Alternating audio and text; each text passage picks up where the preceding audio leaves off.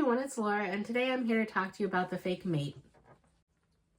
So this book first came to my attention, I want to say it was from Mel Reed's talked about it on her channel, and so it interested me. So I picked it up when I saw it at the used bookstore when I went on one of my last trips, and I was hopeful that I would enjoy it, but I was worried. And turns out I really actually enjoyed this a lot. But let's get out of the way, put the cards on the table. This is Omegaverse. If you do not like Omegaverse, if you are not interested in something that has to deal with nodding, if you do not like spicy books, this is not the book for you on any of those fronts. This has wolf shifters in it. Noah is the male lead. He is an alpha. Mackenzie is the female lead. She's an omega. They have all of the tropes of an Omegaverse story, and they do get physical and it is explicit. And if you're not interested in any of that, they actually do shift into wolf forms. Thankfully, nothing physical happens in their wolf forms. That would just be a step too far for me. But I was worried how I would like it, but I really enjoyed this story. But if none of that seems interesting to you, then this is not the book for you. And I guess you'll leave it at that and you can click off this video.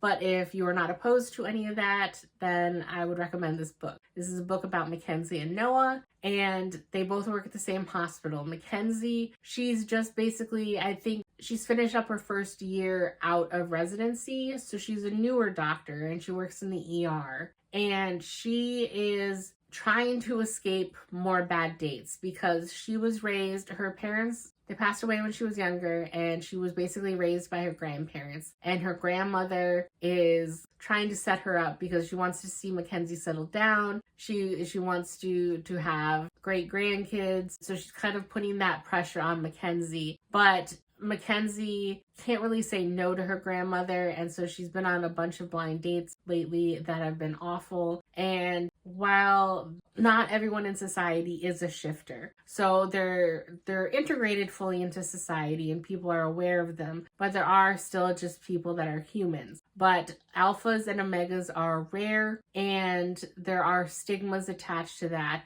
the alphas are more prone to violent fits and anger, and that they can be like domineering or violent. And omegas, they have a stigma attached to them that they are very sexual and that they are basically kind of slutty. And so she's had to fend off a lot of people that once they find out she's an omega, that they make extra lewd comments to her, and that they're just interested in her because of that. And she's just been on a lot of bad dates, and that's not the only reason. She's just found gym bros that are just talking about the next supplements they're going to take and how many reps they can do, and that bores her to tears as well. So it's not always because of her omega status, but that has been an added barrier. So she is sick and tired after like the last 6 months of just being on a nonstop parade of these awful dates. And she, in her haste when trying to get off the phone with her grandmother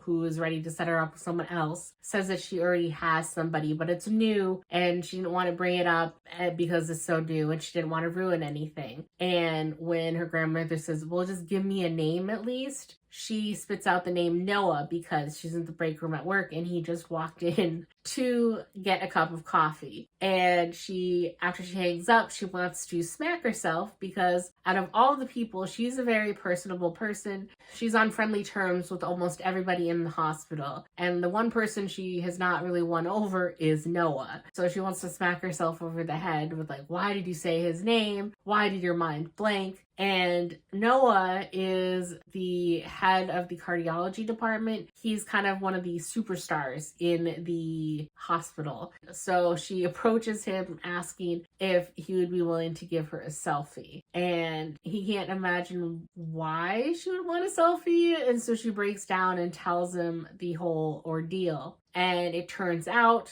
he is currently going through a little snafu because he, like I said, is an alpha, and he was trying to hide that fact because he's unmated, and there is still a stigma about the unmated alphas. And he was outed somehow anonymously. Someone found out that he's an alpha. And so now he's worried that he's going to lose his position in this hospital, despite the fact that he's been there without issue for like 7 years, no complaints, that he's the wonder kid of the cardiology department and renowned in his field, that he's going to be without a job simply because of his designation. So when she comes up to him hours before he's supposed to go before the board, in kind of a Hail Mary disaster of an idea, they decide to be fake mates so that he can say, yes, I'm an alpha, but I have a mate, and here's Mackenzie. So it can kind of work out for both of them in this situation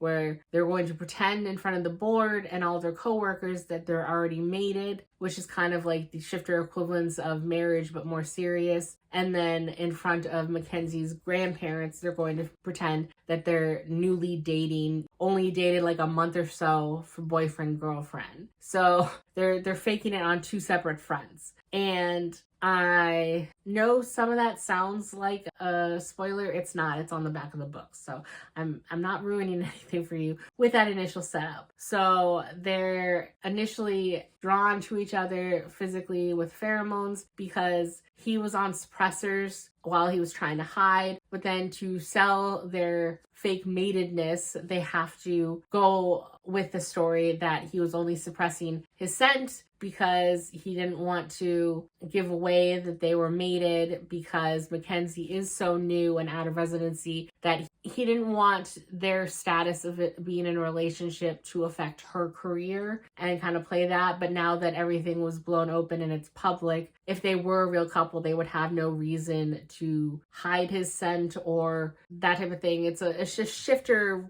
Omegaverse thing where they scent each other as part of the relationship. So they have to get physically close, and he has to rub his scent onto her to prove legitimacy. And that when his blockers start to wear off more and as they're getting more physically close, it is having a physiological effect on both of them. And so they can't stop thinking about each other. They're drawn into more social situations where they work closer together, and they have to go to, dinner at Mackenzie's grandparents' house, that type of thing. And they end up being drawn together and realizing that they feel a physical connection. Mackenzie's not really eager to actually jump into a real relationship. She's trying to prove that she doesn't fall into any like Omega stereotypes, that she can just keep things physical if they do decide to go that route. And Noah doesn't understand why he's so drawn to her. And that's kind of the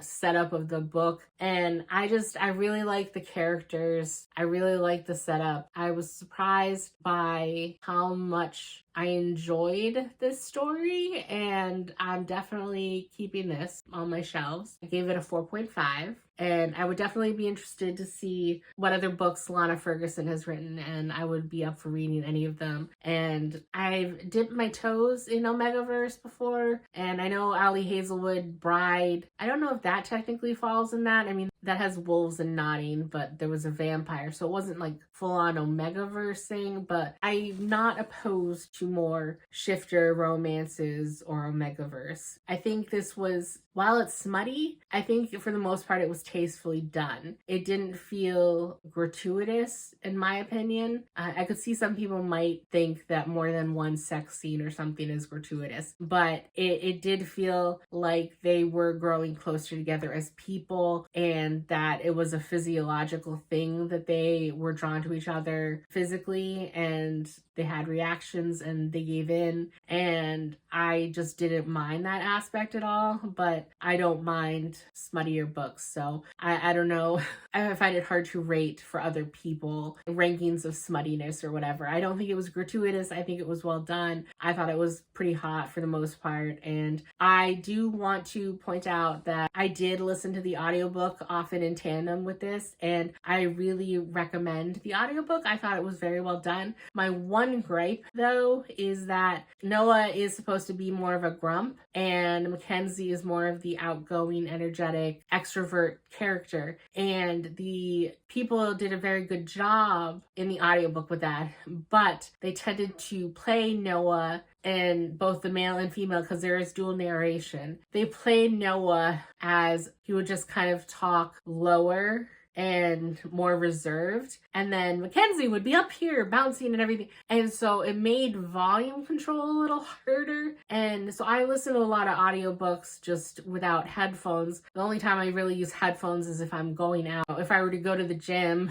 and walk on a treadmill, I would listen to it with headphones, or when I'm listening to the audiobook when I'm doing errands or something, I listen to it with headphones. So I don't know how much better it would be if I had headphones in when listening to that, but sometimes I would listen to it and Mackenzie would be almost borderline too loud, and that would be the volume I would need to hear Noah's lines. So I feel like the sound mixing could have been a little better, but the performances from the voice actors were amazing, and all volume difficulty aside, I would highly recommend the audiobook for this book. It was very good. It was very well done. I normally don't consider myself overly picky with a lot of audiobooks, and it takes a lot for me to flat out say, no, I started this, it's a no-go, I have to physically read it instead. But I do like to think that I do take note when an audiobook is actually excellent, and this would be one of those situations where I would highly recommend the audiobook. So if you're not sure if you like